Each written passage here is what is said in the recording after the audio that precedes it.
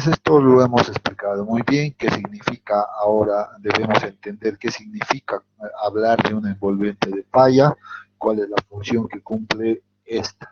Sin embargo, simplemente para recordar, habíamos dicho que entonces que este envolvente de falla que está de acuerdo al criterio propuesto por Moore-Coulomb, pues no es más que una línea recta, y esta línea recta pues tiene la ecuación del esfuerzo cortante igual a la cohesión, que sería esta magnitud de acá, más el esfuerzo, en este caso normal efectivo, multiplicado por la pendiente, que en este caso la pendiente de esta recta va a estar definido por la tangente del ángulo de fricción interna, en este caso, ¿verdad? Entonces, en este punto habíamos concluido y habíamos dicho, pues entonces, la definición de resistencia al corte que hemos realizado al inicio de este capítulo, pues no había sido más que la definición de esta envolvente de falla. Esa es la ecuación a la cual habíamos llegado,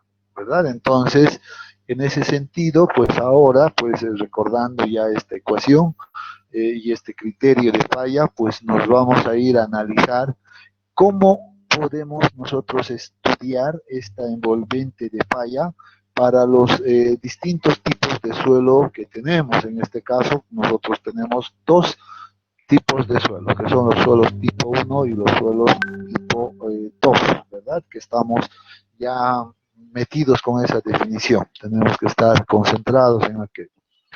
Bien, en ese caso, pues ahora vamos a analizar qué pasa en realidad con la envolvente de falla en los suelos tipo 1.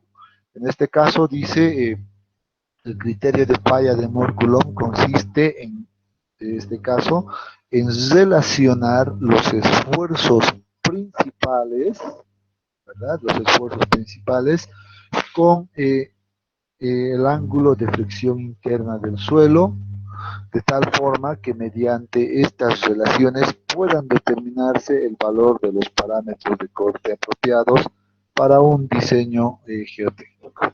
¿Qué quiere decir este párrafo? ¿Qué nos está indicando? Nos está indicando que a través de este criterio nosotros podemos encontrar ecuaciones que nos relacionen, dice, los esfuerzos principales sigma 1 y sigma 3 que hemos hablado, con los parámetros de corte, y los parámetros de corte en este caso corresponden al ángulo de fricción interna y la cohesión de estos materiales. Recordando algún caso en particular sobre los suelos tipo 1, pues dice que generalmente estos suelos tipo 1 pues responden a una envolvente de falla de este tipo. Observemos esta línea que estoy pasando yo con el puntero, pues dice, esa es una característica particular de los suelos tipo 1. Los suelos tipo 1 pues presentan entonces unas envolventes de falla similares a esto. ¿Qué es lo que notamos de esta envolvente de falla para estos suelos tipo 1? Por ejemplo, que parten en el origen. No presentan una cohesión, en tanto la cohesión en este caso pues sería prácticamente igual a C. Pero sí presentan la inclinación que corresponde al ángulo de fricción interna o a la componente friccional del material, ¿verdad? Entonces tenemos esta configuración.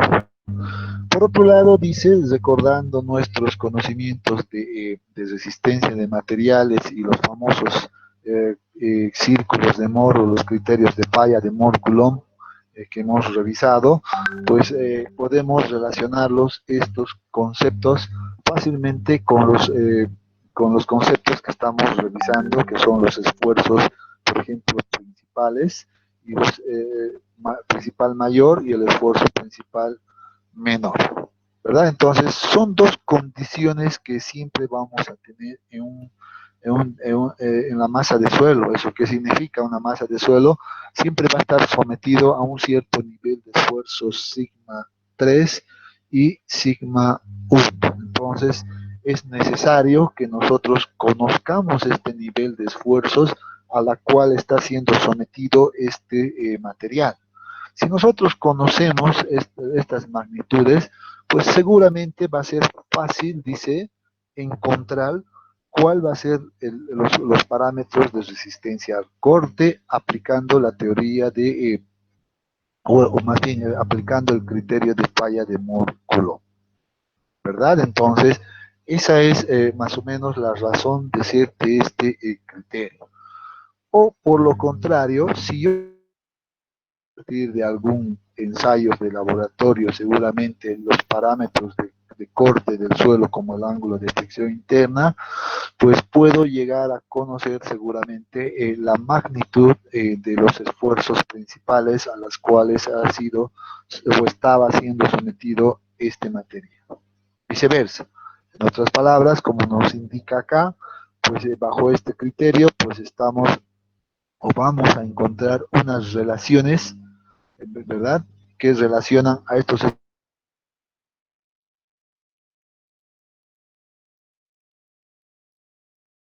partir del círculo de Moore. Este criterio, de hecho, ya lo conocemos teóricamente, pues acá también es bastante utilizado. En este caso dice, si yo conociera los valores, por ejemplo, del de sigma 3 y sigma 1, pues serían dos valores conocidos y que sé que por estos valores pues va a pasar una circunferencia de este tipo y que seguro esto continuará en la parte inferior hasta formar el círculo perfecto. Sin embargo, a nosotros nos interesa conocer simplemente esta mitad del círculo para efectos prácticos, ¿ya? Entonces sabemos que este círculo pues cumple con una ecuación, obviamente, que ya está en función a los esfuerzos principales y los esfuerzos de corte que se tienen, ¿verdad? Entonces eso es una teoría que ya lo conocemos. No vamos a entrar a la descripción de esto, sino nos vamos a abocar directamente a lo que a nosotros nos interesa. Muy bien, entonces dice, en este caso, ahora sí nos vamos a poner a analizar este gráfico en términos de esta condición que se está observando acá. Sabemos que si este es el plano de falla, seguramente que este plano de falla puede ser ubicado en algún punto del círculo de Moore, ¿verdad? En este caso dice ese plano de falla que estamos observando acá, pues está definido por el punto B y el punto C. O sea que se va a alargar a partir del esfuerzo principal menor hasta algún punto de la circunferencia. Sin embargo, este punto de la circunferencia que estamos anotando acá, pues dice que es un punto especial porque está intersectando con la envolvente de falla del suelo, ¿verdad? Esta es la envolvente de falla que hemos venido analizando anteriormente. Entonces, la intersección de la envolvente de falla con el círculo de Moore, pues nos va a dar el punto B que va a definir, obviamente, la dirección del plano de falla en un determinado elemento. Y por tanto, la inclinación de este plano de falla, pues está definido, como ya hemos visto, por tita, ¿verdad? Entonces, ahí vamos identificando estos puntos. Por otro lado, dice, si yo uno en este mismo punto B, que es el punto común entre el envolvente y el círculo, con el centro de esta circunferencia, el punto C, pues voy a poder definir, obviamente, esta inclinación o este ángulo que va a ser igual a 2 veces tita, 2 veces el ángulo de inclinación del plano de falla, ¿verdad? Nuevamente acá debo hacer énfasis. A veces confunden mucho esta inclinación del plano de falla con la inclinación de la envolvente de falla. Son dos cosas muy distintas. Esta es la inclinación de la envolvente de falla y esta es la inclinación del plano de falla posible. Ya hay que tener mucho cuidado en aquello. Muy bien, entonces a partir de estas aclaraciones que hemos realizado, seguramente ahora podemos relacionar seguramente estos parámetros de acá con estos esfuerzos principales de acá. ¿verdad? Entonces, ese va a ser el trabajo que a continuación vamos a realizar. Ya no, la idea no es que tratemos de entrar en detalle de las ecuaciones, pero vamos a entender cómo relacionamos esto. Muy bien, esta era nuestra gráfica de la envolvente de falla para los suelos tipo 1. Acá tenemos nuestros esfuerzos principales. Si yo observo, por ejemplo, el punto A, que le estamos denominando a este origen, el punto B y el punto 0, pues noto en este caso que se me está formando un triángulo, en este caso, un triángulo rectángulo, porque acá está en este ángulo es de 90 grados, ¿verdad? Acá tenemos 90 grados, está completamente perpendicular a esto. Por tanto, si tengo este triángulo, pues seguramente puedo agarrarme ahora de la trigonometría y aplicar, por ejemplo, estos conceptos trigonométricos para poder relacionar los esfuerzos principales con este parámetro de corte del suelo.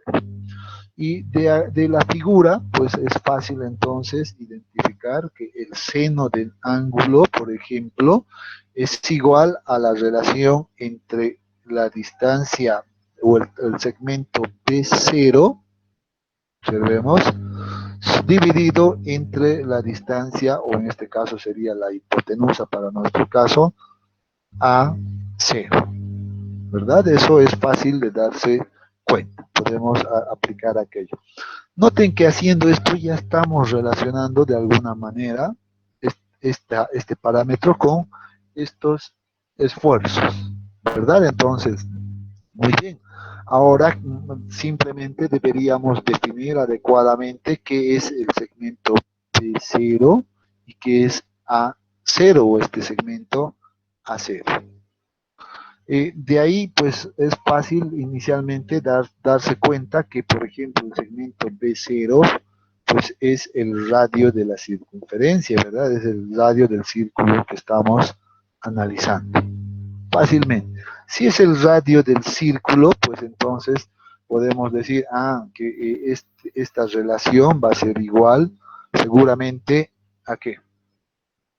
Acá vamos a ir corrigiendo, ¿ya? Entonces dice, si yo hago la diferencia, por ejemplo, de sigma 1, que sería este valor, menos sigma 3, ¿qué es lo que tendría? Obviamente tendría el diámetro. Y si a este diámetro lo dividimos nosotros ahora entre 2, seguramente voy a tener el radio que va a ser igual al segmento de 0. ¿Verdad? Entonces, eso es fácil de darse cuenta ahora.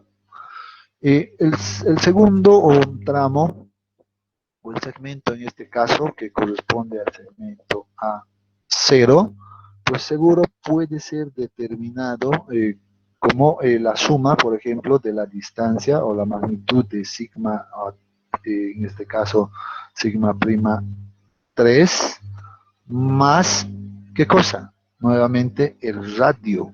Y el radio ya he visto que sería todo este elemento. Deberíamos de sumar esto y seguro que haciendo las operaciones aritméticas necesarias por acá, pues vamos a llegar a que esta distancia es igual, por ejemplo, a sigma 1 más sigma 3 dividido entre 2. ¿Verdad? Entonces, llegamos a esa conclusión. Eh, Sería bueno que ustedes vayan haciendo este trabajo, vayan verificando también, es probable que tal vez cometamos errores y me puedan detener en ese momento, ya para corregir también.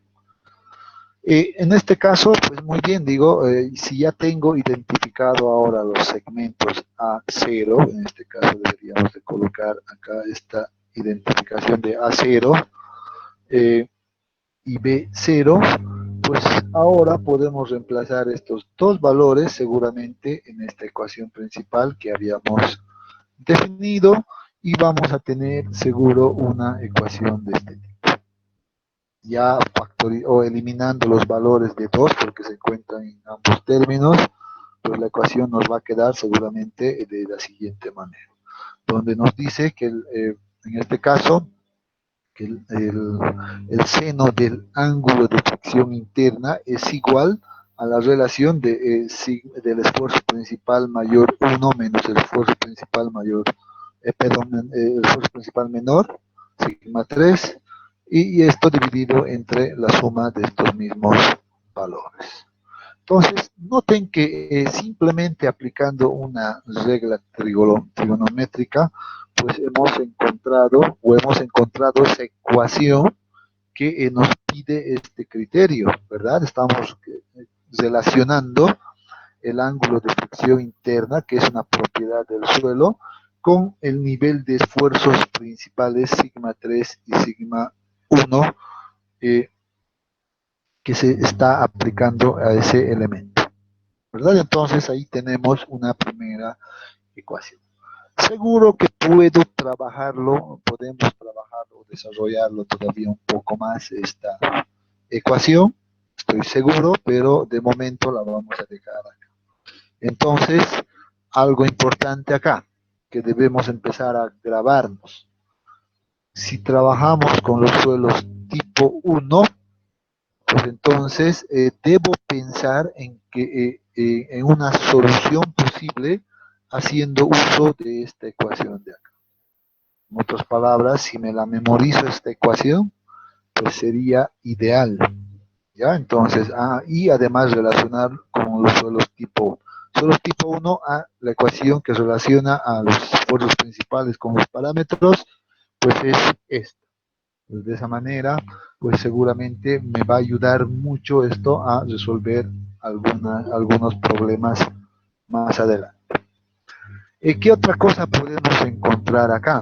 Seguramente podemos encontrar una relación también, o otra ecuación que me relacione a este ángulo de fricción interna con la inclinación, seguramente, del plano de falla, que sería importante. ¿Cómo hacemos aquello? Seguramente podemos fácilmente ubicarnos por acá, hacer algunas complementaciones por acá, sabiendo cuánto es el ángulo o la suma del ángulo de un triángulo, etcétera, cuánto es el ángulo en todo este plano, etcétera, ¿verdad? Entonces, ese trabajo seguro lo podemos realizar, pero directamente yo ahora vamos a pasar a apuntar esta ecuación. Dice entonces que el ángulo o la inclinación del plano de falla es igual, dice, a 45 más phi medio, o sea, más la mitad de la inclinación del envolvente de falla. Entonces, noten que hemos encontrado otra ecuación para este caso, ¿verdad? Entonces ahí tenemos dos ecuaciones que hemos definido para este tipo de materiales. ¿Ya? Entonces, hasta este punto, si tenemos alguna consulta, pues los escucho.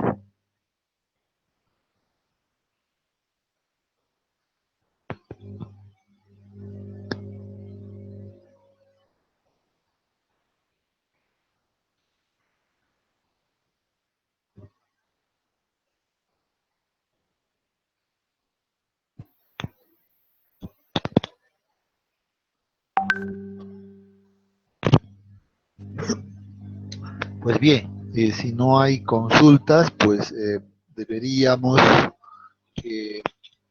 continuar. Entonces vamos a continuar ahora revisando cuáles son las características de la envolvente de falla de los suelos tipo 2. En este caso dice es nuevamente una característica particular de estos suelos, la siguiente. Noten que la envolvente de falla, en este caso, ¿verdad? La envolvente de falla, pues no inicia en el origen, sino más bien que puede o empieza desde un cierto valor ya definido, ¿verdad? Y nuevamente la inclinación desde el mismo ángulo, pues la vamos a denotar con phi', que es el ángulo de fricción interna. Y esta intersección pues corresponde a la cohesión del material.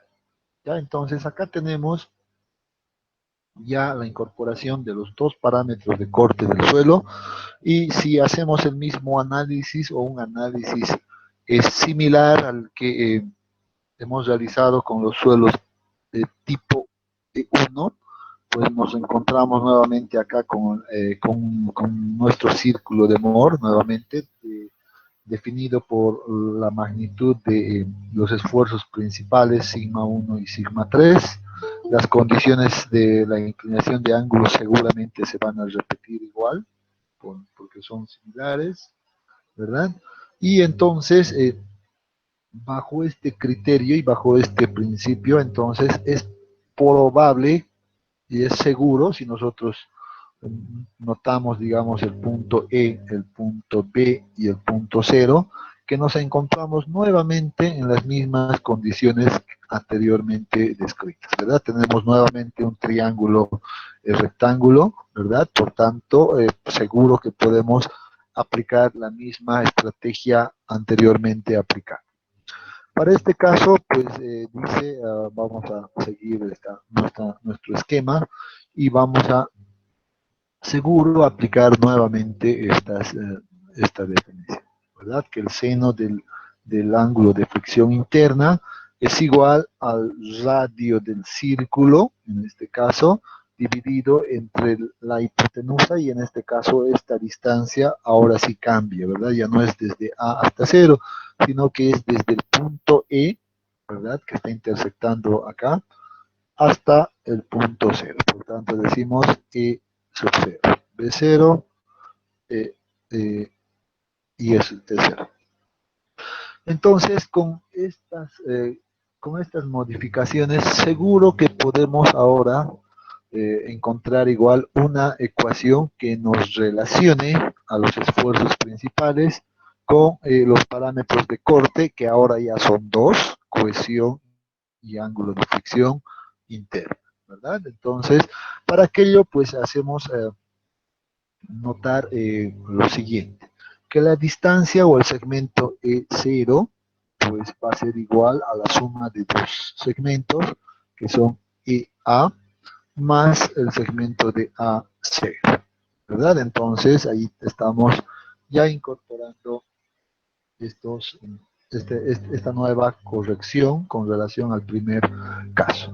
Sabemos que esto no va a cambiar porque sigue siendo en este caso sigue siendo el radio de la circunferencia, por tanto, esto seguramente es igual a sigma prima 1 menos sigma prima 3 dividido entre 2, ¿verdad? Entonces esto no va a cambiar, esto sigue teniendo el mismo valor, ¿ya? Entonces, muy bien, entonces con esto o con estas aclaraciones, pues lo único que nos faltaría es encontrar este segmento. Nosotros ya conocemos este valor, el segmento AC0, que en el anterior caso hemos ya demostrado, ¿verdad? Que todo esto básicamente era igual a, ¿cuánto era? Es muy parecido a esto, es sigma prima 1 más sigma prima 3 dividido entre 2. Este da todo este segmento, ¿verdad? Entonces, ya conocemos esto, ya conocemos este segmento. Lo único que nos faltaría conocer es el segmento que va de E hasta A. Para esto, seguramente, igual nosotros podemos encontrar utilizando algunas relaciones trigonométricas. Si notamos acá entre el punto E y este punto de acá y el punto A, nuevamente se forma un triángulo, y en este caso, pues esta distancia, voy a cambiar de color, esta distancia de intersección a la envolvente de falla es conocida, por tanto es igual a la cohesión. ¿Qué no conozco? Pues no conozco esta cosa, ¿verdad? Entonces, seguramente acá puedo hacer tal vez una relación de, por ejemplo, de la tangente, en este caso de la tangente del ángulo de fricción interna, pues va a ser igual a qué? A esto, ¿verdad? La cohesión dividido entre este segmento que va a ser A. Entonces, de acá seguramente puedo yo despejar esta, este segmento EA y reemplazar ya en mi anterior ecuación. Pues ese trabajo, pues seguramente realizando ese trabajo y haciendo algunas relaciones matemáticas o aritméticas más, vamos a llegar a esta, a esta conclusión, ¿verdad? Dice acá todo el segmento EO, entonces va a ser igual a todo, a la suma de esto, que era esto que estamos apuntando, más, dice, perdón, la cohesión multiplicado por la cotangente del ángulo, ¿verdad? Entonces, entendiendo que esto es igual a 1 sobre tangente. Entonces, acá tenemos esta relación y ahora lo único que nos quedaría es reemplazar estas condiciones, tanto este valor de acá y esto, pues en la ecuación principal que habíamos definido y vamos a encontrar seguro una relación de este tipo. Acá tenemos el seno del ángulo es igual a esto que era b sub 0 dividido entre 2 y todo esto que es este segmento, ¿verdad? Entonces se ve y se nota que, que sufre algunos cambios con relación al anterior análisis, pero seguro que lo podemos manejar matemáticamente esto y poder simplificar o llegar a alguna condición más concreta. Podemos desarrollar todavía aquello seguro. Haciendo ese trabajo, no lo voy a desarrollar yo acá, si quieren ustedes podrían ir revisando y sería muy interesante que lo revisen para que puedan entender este efecto, pues seguro que van a llegar a esta condición, ¿ya? Donde nos dice pues que el esfuerzo principal mayor pues va a ser igual a la multiplicación, en este caso, del esfuerzo principal menor, que multiplica a toda esta relación, 1 más seno del ángulo, dividido entre 1 menos seno del ángulo, más 2 veces la cohesión, que multiplica al coseno del ángulo, y esto dividido entre 1 menos el seno de ángulo. Entonces, llegamos seguro hasta acá, así en desarrollando esta ecuación, pues vamos a llegar a esta condición, y acá pues todavía creo que la ecuación no se ve tan manejable y trabajable, por tanto seguro que en este punto todavía podemos aplicar algunas relaciones trigonométricas, sobre todo para estas condiciones, y esas relaciones trigonométricas básicamente son las siguientes. Ya, entonces, acá por ejemplo, dice 1 más el seno del ángulo, dividido entre 1 menos el seno del ángulo es igual a la tangente al cuadrado de 45 más pi medio. Por otro lado, acá dice que la relación del coseno sobre 1 menos seno es igual a la tangente al cuadrado de esto. Acá hay un error. Yo debo aclarar esto. Mira, esto seguramente en el texto hemos cometido este error, pero esto no es, y ustedes pueden verificar con las identidades trigonométricas fácilmente. Esta relación trigonométrica entonces simplemente me da, o es más bien, igual a la tangente de 45 más el pi medio. ¿Ya? Entonces hay que corregir esto en el texto, ahora me estoy dando cuenta yo también que hay este error. Bien, entonces, de esa manera, si ahora reemplazamos estas identidades trigonométricas en esta ecuación, pues seguramente vamos a tener la ecuación final que relaciona a los esfuerzos principales con los parámetros de corte. Entonces dice, ahora vamos a tener que esta ecuación va a ser igual al esfuerzo principal mayor, es igual a sigma 3 multiplicado por la tangente al cuadrado de 45 más pi medios más 2 veces c multiplicado por la tangente de 45 más y medio. Acá está correcto, ¿verdad? El error solamente era acá, entonces esto sí está adecuado. Y esta es la ecuación ahora en la cual debo pensar cuando esté trabajando con los suelos tipo 2. Entonces noten que acá es una ecuación muy distinta a la que habíamos observado anteriormente. Pero les decía en el anterior caso que esa relación podíamos trabajarla más, ¿verdad? Si ustedes la desarrollan, esa ecuación de los suelos tipo 1, estoy seguro que van a llegar a esta condición, ¿ya? Simplemente a esta condición, ¿ya? Entonces, como tarea, como a manera de practicar ustedes, pues van a desarrollar la ecuación correspondiente a los suelos tipo 1 y aplicando esta identidad seguramente trigonométrica igual a la cual van a llegar, pues deberían poder llegar a esta misma condición. ¿Por qué? Y esto es fácil de demostrar. ¿Por qué? Porque en los suelos tipo 1 esto, esto se hace igual a cero, ¿verdad? Y eso parte a partir de acá. Por tanto, si esto es igual a cero, pues todo este componente se haría cero y estaríamos en esta condición. ¿Ya? Entonces es algo que debemos ir verificando. Sin embargo, nuevamente digo, a manera de recordarles siempre, uno debe empezar a acostumbrarse o a mentalizarse, a trabajar con ciertas ecuaciones. Solo tipo 1, pues simplemente este componente. Solo tipo 2, pues debo adicionar este segundo componente. De esa manera voy a poder trabajar rápidamente con los distintos problemas. Noten que acá estas ecuaciones pues, nos relacionan lo que estamos buscando, parámetros de corte, esfuerzos principales, que es la razón del criterio de falla de Moore-Coulomb. ¿Ya? Bien, hasta este punto, si tienen alguna consulta, los escucho.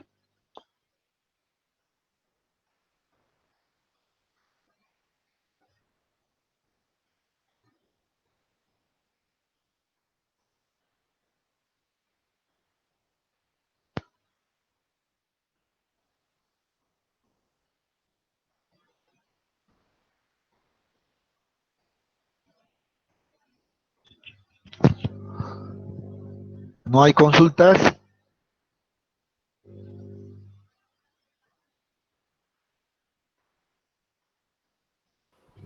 No, Inge, todo claro. Todo claro, Inge.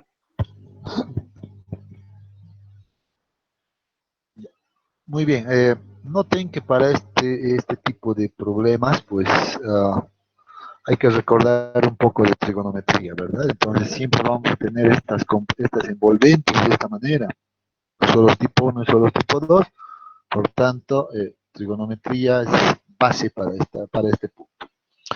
Eh, bien, vamos a ver un caso en particular ahora que corresponde a una condición específica, que es la condición no drenada. Estoy seguro que recuerdan esta definición de condición no drenada. A ver si alguien podría decirme a qué corresponde y cuándo se da esta condición. Es algo que ya hemos visto.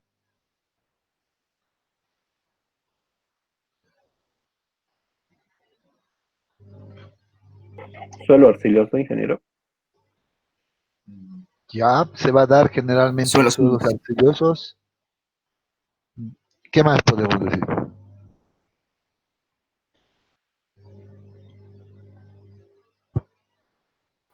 Que es a largo plazo. Está muy cerca, pero no es la respuesta. Más bien es al revés. Es una condición a corto plazo, ¿verdad? No a largo plazo.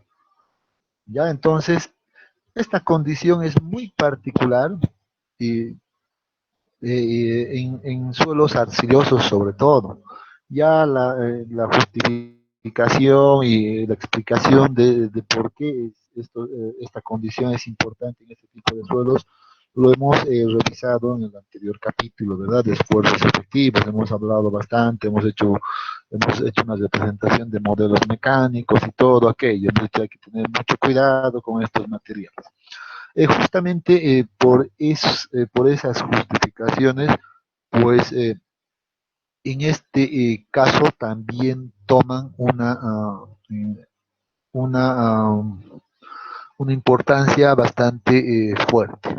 ¿Ya? Entonces, recordando un poco, decimos, los suelos finos, a diferencia de los suelos de grano grueso, pues presentan un comportamiento distinto para las condiciones a corto y largo plazo.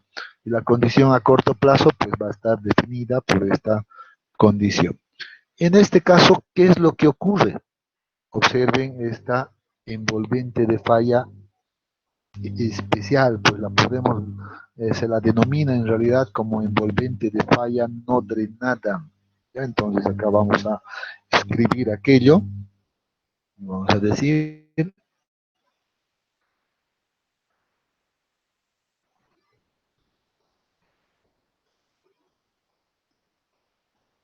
envolvente no drenada, así la vamos a llamar, ¿ya? Así se la llama. Noten que es un caso muy particular porque si bien hace un momento hemos tratado con suelos tipo 1 y suelos tipo 2, pues ahora estamos incorporando este nuevo concepto que debe ser tomado en cuenta. Y es muy importante, ¿por qué? Nuevamente, porque en los suelos arcillosos, generalmente cuando uno va a hacer la evaluación de la resistencia al corte, se dice que la condición o la situación más crítica pues se presenta bajo esta condición a corto plazo, ¿ya? O en una condición no drenada. Por tanto, pues llegamos a la conclusión de que en suelos arcillosos, la primera verificación por resistencia al corte debe ser en condiciones no drenadas, utilizando esta, esta condición de envolvente de falla. Dicho de otra manera, para entender un poco mejor esto, a veces entendemos mejor, perdón, ahora sí se me ha ido ha fallado mi pulso en este caso. Dicho de otra manera, les decía, pues vamos a hacer por ejemplo, una gráfica que va a definir, por ejemplo, un factor de seguridad, hablando o entendiendo por este factor de seguridad en términos de cuán estable va a estar una estructura determinada en función al tiempo. Dice que en suelos arcillosos, que estamos viendo ese caso, pues dice vamos a tener factores de seguridad, suponiendo que partimos de acá, en la etapa constructiva, que es la condición a corto plazo, vamos a tener una reducción del factor de seguridad. Una vez que aplicamos la carga, etcétera, se aplica toda la carga de la estructura, pues a través del tiempo, dice que este factor de seguridad seguramente va a tener un comportamiento de este tipo, pero después va a ir ganando el factor de seguridad. O sea, ¿cuál es la conclusión a la que me lleva esto?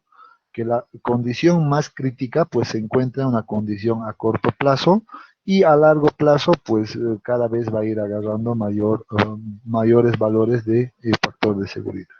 Ya entonces, eso es lo que debemos entender, por eso es importante en realidad hacer o evaluar la resistencia al corte en suelos arcillosos en una condición a corto plazo, como la que estamos viendo. Por tanto, dice, muy bien, en este caso, pues eh, tenemos una envolvente de este tipo. ¿Esto qué significa? Que el ángulo de fricción, en este caso, pues es igual a 0. ¿Ya? Por otro lado, algo que debemos aclarar en este punto, al hablar de una condición no drenada, pues debemos notar que estos esfuerzos pues no son efectivos, sino son en condiciones totales. Ahora sí hablamos de unas condiciones totales, ¿verdad? De esfuerzo normal total. Noten acá también, están mostrando los esfuerzos principales en condiciones totales, ¿verdad? Esa es la diferencia principal con las anteriores envolventes de falla que hemos analizado. Ahora si observamos esta envolvente de falla, pues notamos que esto intersecta en este eje de esfuerzos de corte, nuevamente, y nos marca una magnitud.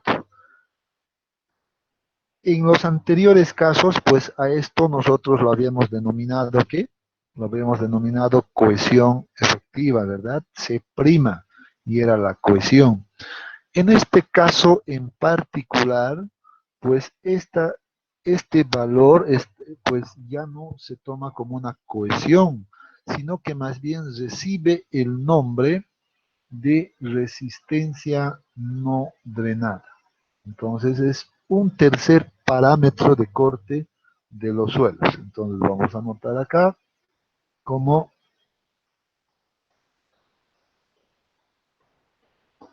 resistencia no drenada. Ese es el nombre que se le da ahora en estas condiciones a este parámetro. Y es un parámetro de corte adicional, ya que debe ser determinado para estas condiciones. Por tanto, si uno analiza ahora nuestro círculo de Moore nuevamente, y estamos bajo el criterio de falla de Moore-Coulomb, pues entonces, nuevamente, si este es un parámetro de corte, pues debo relacionar este parámetro de corte con los esfuerzos principales. Y en este caso, pues seguramente eso va a ser fácil porque uno se da cuenta que eh, esa magnitud es igual al radio de la circunferencia. Por tanto, vamos a decir, entonces que la resistencia no drenada del suelo en estas condiciones va a ser igual a sigma. No, perdón, en este caso no es efectivo, es la costumbre. Ahora sí, corregimos. Y sigma 1 menos sigma 3 dividido entre 2. Noten que en este caso, pues esta ecuación es mucho más fácil de recordar, mucho más práctica. Simplemente es igual al radio de esta circunferencia, ¿verdad? Entonces, esto es la otra condición posible que vamos a tener, condiciones no drenadas. ¿Se entiende este concepto de condición no drenada? Sí, Inge. Muy bien, entonces, algo que siempre es bueno aclarar, acá hablando conceptualmente. A veces muchos confunden con esta explicación que hemos indicado. Decimos, pues en suelos arcillosos, la condición más crítica se da en una condición a corto plazo, ¿verdad? Entonces, a veces cometemos ese error de mentalizarnos con eso que hemos escuchado y pues cuando estamos analizando otro tipo de condiciones, otro tipo de estructuras, pues pensamos que igual en todo momento esto va a ocurrir, o sea que en suelos arcillosos la condición crítica es a corto plazo. Sin embargo, debo decir que esto no es tan cierto. Esto sí funciona, por ejemplo, para el caso de cuando vas a aplicar una carga sobre el material. Pero ¿qué pasa, por ejemplo, en los casos donde vas a realizar movimiento de tierras? Por ejemplo, una excavación, por ejemplo, de un talud o sea, configuración de nueva estructura, ¿verdad? Entonces, en esos casos, pues esto ya cambia, ¿ya? Y la voy a colocar de otro color. Si estuviéramos hablando de una condición de descarga o una condición de que estemos quitando material o realizando alguna excavación, pues en ese caso, ¿qué pasa? debido a lo que quitamos la carga, pues más bien el factor de seguridad inicialmente sube y pasa este efecto en suelos arcillosos, y después a través del tiempo esto básicamente se mantiene casi constante, así, o va bajando inclusive en algunos casos a lo largo del tiempo. Entonces, mucho cuidado con esto, porque a veces tienden a cometer aquello. Y cuando ya están, por ejemplo, llevando algunos temas de taludes o algo así más adelante, pues piensan que esta condición siempre se va a cumplir y hacen el análisis solamente a corto plazo y dicen, no, a largo plazo no va a pasar nada. Entonces acá la condición es que hay que aclarar es que depende de qué estructura estoy haciendo, estoy diseñando. Ya, entonces, simplemente eso como complemento o una aclaración que quería realizar. Bien, entonces con esto pues hemos terminado de revisar en realidad el criterio de falla propuesto por Coulomb a través de las distintas envolventes de fallas. Hemos revisado el criterio general, luego hemos ya revisado el envolvente de falla que corresponde a los suelos de tipo 1, hemos revisado para los suelos tipo 2 y finalmente esta tercera condición que corresponde a una condición no drenada, ¿ya? Y definiendo un tercer parámetro de corte del suelo. Ahora, pues como resumen de esto, pues deberíamos recordar, por ejemplo, cuáles son los parámetros de corte del suelo. Esa es una pregunta que siempre nos hacemos, cuáles son los parámetros de corte. Entonces uno ya podría responder fácilmente a aquello. A ver, me van dictando.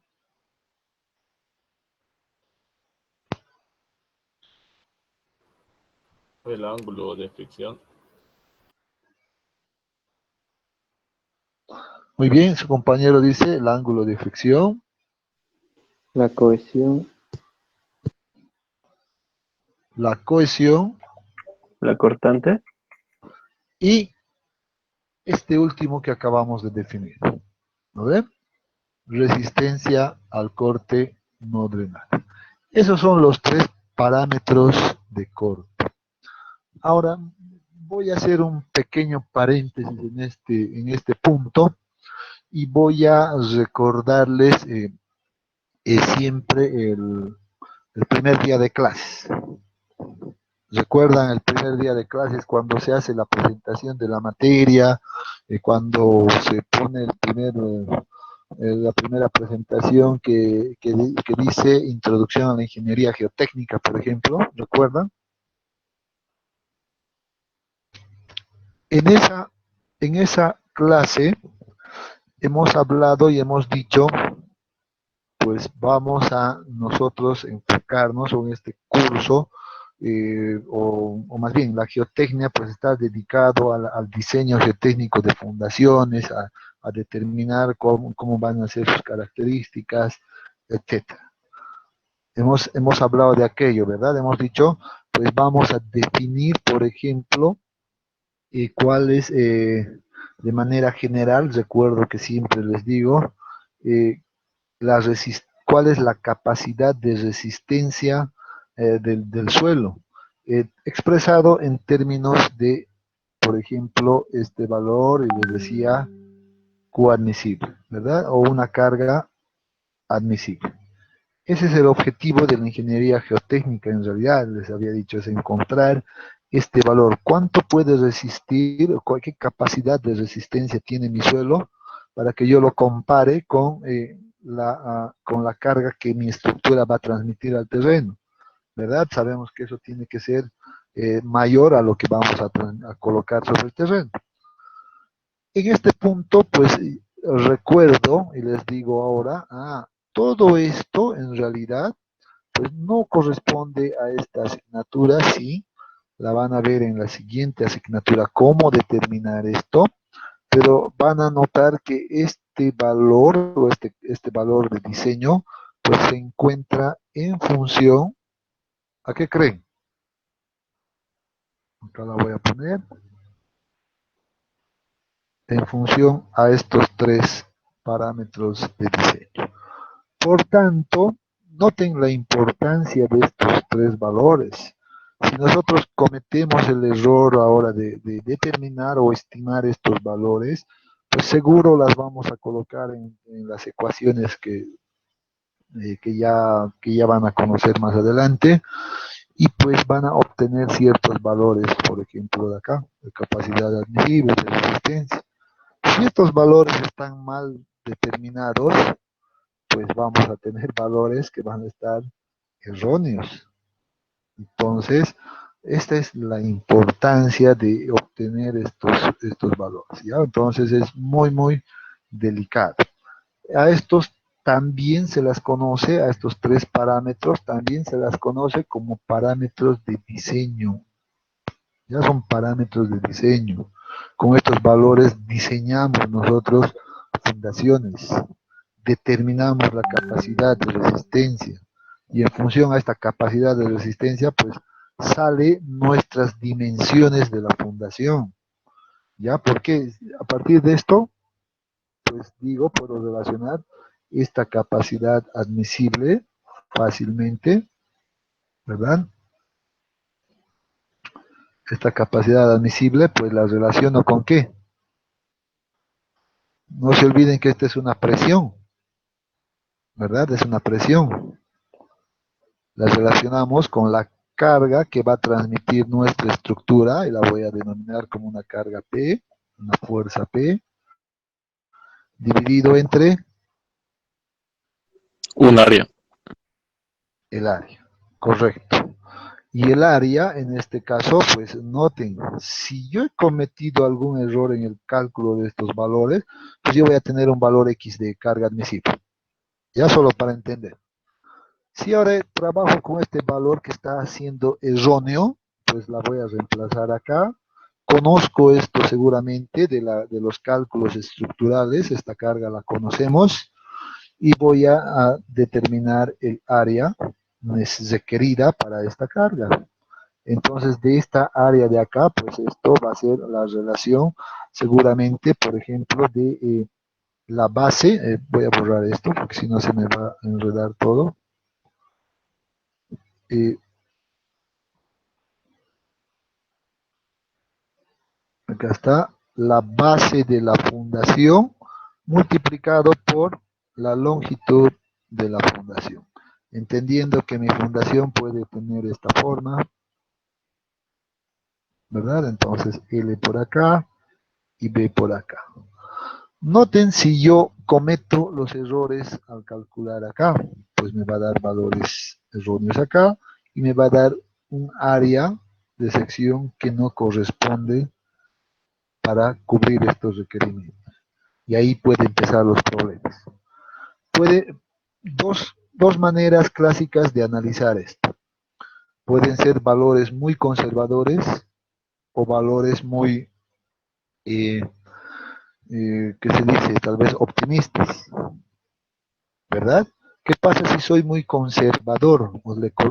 Algunos dicen, no, yo le voy a adoptar un cierto valor nomás y voy a estar tranquilo.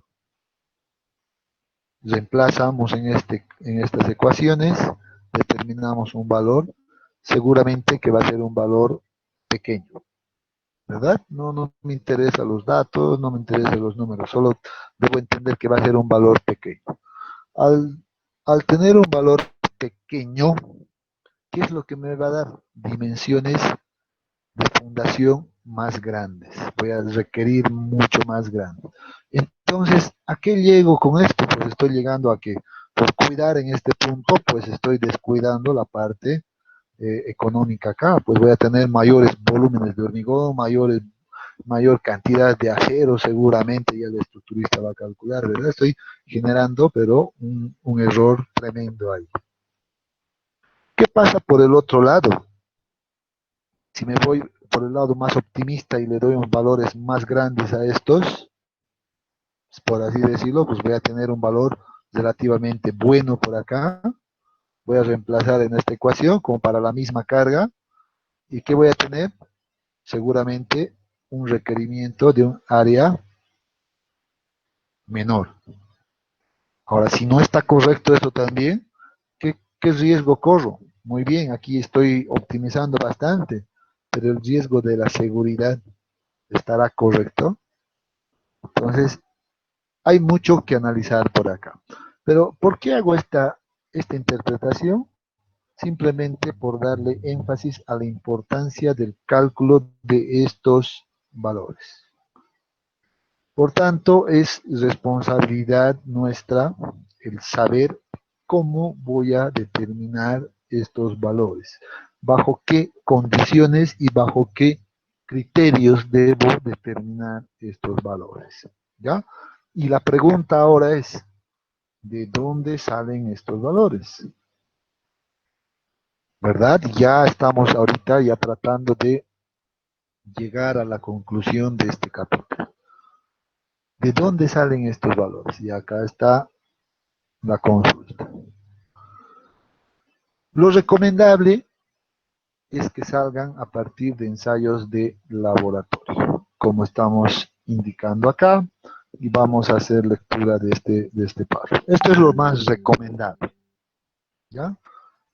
Digo, es lo más recomendable porque honestamente muchos profesionales, muchos laboratorios que están en este medio, a veces no pasan por estos ensayos de laboratorio y simplemente se van a algunos métodos empíricos para estimar esos valores, sin importarles la importancia que estos tienen. ¿Ya? Entonces siempre es bueno venir por laboratorios. ¿Qué nos dice? Los parámetros de corte son obtenidos principalmente a partir de ensayos de laboratorio. Estos ensayos se clasifican según las condiciones de drenaje a la que se someten las muestras durante el ensayo, de lo cual se obtienen parámetros de resistencia efectivo o totales, dependiendo del caso. Ahora muy bien, acá debemos hacer la diferencia a partir de este punto de cuáles son los parámetros efectivos y cuáles son los parámetros totales. Para aquello vamos a revisar este cuadro, por ejemplo, acá, y que corresponde a una lista en realidad de ensayos de laboratorio posibles que están dirigidos más bien a la determinación de estos parámetros de corte. Vamos a ver acá inicialmente la lista de ensayos que corresponden o que están dirigidos a encontrar el parámetro de corte en condiciones totales. ¿Cuál es ese parámetro de corte en condiciones totales? Obviamente va a corresponder a una condición no drenada o a una condición a corto plazo. ¿Cuál es ese parámetro? Ahora sí. Resistente no drenado. Resistencia no drenada. C sub U. Muy bien. Entonces, ahora ya digo, para determinar este valor de resistencia no drenada, C sub U, que acabo de definir en la anterior diapositiva, pues dice, yo voy a contar inicialmente con un triaxial, ensayo en laboratorio, triaxial, no consolidado, no drenado. Así sería. No consolida y además no drena, simula adecuadamente la condición no drenada o una condición a corto plazo. En la práctica se la conoce también como triaxial UU, ¿ya? De estas definiciones. Este es el primer ensayo que nos va a dar, tal vez me animo a decir que es uno de los más confiables, que tiene menos incertidumbre en los resultados, pues sería ideal hacer uno de estos ensayos. En segundo punto aparece, por ejemplo, que es la compresión inconfinada, ¿ya? La compresión inconfinada, también se la conoce en algunos laboratorios como compresión uniaxial, ¿ya? Pero creo que el término más correcto es compresión inconfinada. Es básicamente una simplificación de las condiciones del triaxial U, pero es un ensayo mucho más rápido inclusive que esto. Que ya en realidad incorpora cierta incertidumbre, pero también los resultados son relativamente aceptables. Estos en laboratorio. Existen algunos equipos particulares como que el penetrómetro de bolsillo, por ejemplo, y la veleta de campo, que también nos dan estos mismos resultados en arcillas. A veces estos instrumentos son mucho más prácticos porque uno va a campo, observa el material y le hace la prueba in situ y puede tener un valor de la resistencia no drenada mucho más representativo de campo. El mismo concepto tiene la veleta también, ¿ya? Entonces tenemos varias alternativas. ¿Cuáles son los más utilizados en laboratorio? Principalmente estos. Más utilizados, más confiables, podríamos decir, pues tenemos estas dos condiciones. Por otro lado, tenemos acá los parámetros efectivos. Entonces, ahora ya seguro que es mucho más fácil darnos cuenta cuáles son esos parámetros efectivos y vamos a mencionarlos directamente al ángulo de fricción interna y la cohesión efectiva, ¿verdad? Entonces, para determinar estos parámetros, pues tenemos nuevamente una lista de 3 ensayos específicos para encontrar esto. Acá aparece en la primera fila pues, el ensayo de corte directo, pues aparece porque es uno de los ensayos más utilizados, es uno de los ensayos más simples de realizar y si bien incorpora cierta incertidumbre durante el desarrollo, pero nos da valores muy aceptados para este caso. Seguidamente tenemos dos condiciones, dos ensayos triaxiales que difieren simplemente en la condición de drenaje. Ya acá tenemos los ensayos triaxiales consolidados drenados o triaxial CD y los ensayos triaxiales consolidados no drenados o triaxial C1. Principalmente estos son utilizados en suelos más granulares o arenosos y esta es utilizado más en suelos finos. ¿Ya? Entonces esa es la diferencia, además de indicar que ya estamos familiarizados con la diferencia de condiciones a largo plazo o condiciones de drenaje, ¿verdad? Si hay drenaje, pues condiciones a largo plazo. Si no hay drenaje, pues condiciones a corto plazo. ¿Ya? Entonces acá tenemos esa lista de ensayos de laboratorio. Bien, entonces creo que por el día de hoy vamos a concluir la clase en este punto y seguro que mañana ya vamos a empezar a un poquito a hablar de las características de estos ensayos de laboratorio.